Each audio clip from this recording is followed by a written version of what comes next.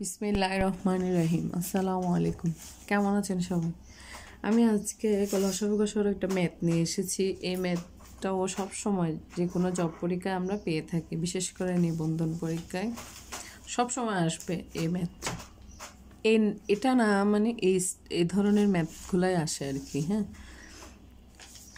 যেমন দুইটি সংখ্যার অনুপাত 7:8।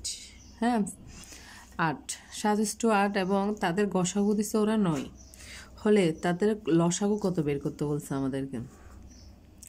আমি আজকে দুইটা ওয়েতে ম্যাথটা করব।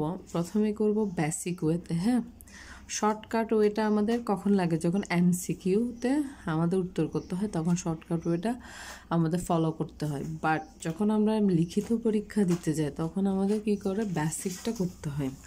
তাহলে আজকে আমরা প্রথমে বেসিকটা করব।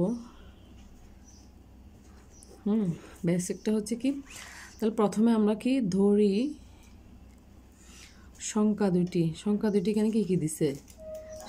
7:8। তাহলে সংখ্যা দুইটি 7:8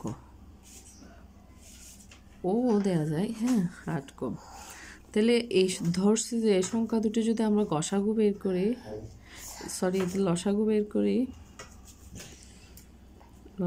বের করি তাহলে কি হবে? অনুপাতের গুণফলই হচ্ছে কি লসাগু। তাহলে 7 8 কত? 56 তাহলে এবং গসাগু হচ্ছে কি ক। তাহলে প্রশ্ন মতে গসাগু সমান কি দিয়েছে? 9। গসাগু সমান কি দিয়েছে? 9। তাহলে গসাগু সমান কি ধরছি? ক। তাহলে ক সমান কি? 9। তাহলে লসাগু সমান কত হবে? লসাগু সমান 56 ইন্টু কয়ের মান কত? 9। তাহলে এটা গুণ করলে কি হয়? 6 নং 54, 4 হাতে আছে 5, 5 নং 45 আর 5 তাহলে এটাই আনসার। তাহলে শর্টকাট ওয়েটা কীরকম?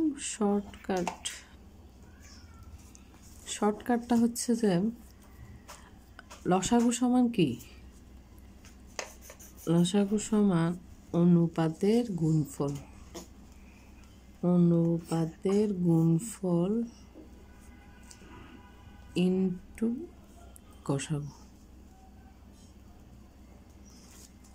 তাহলে অনুপাতের গুণফল কত?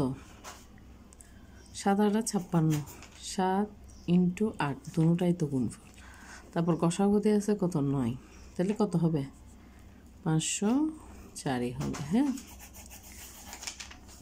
Thank you guys. আসসালামু আলাইকুম।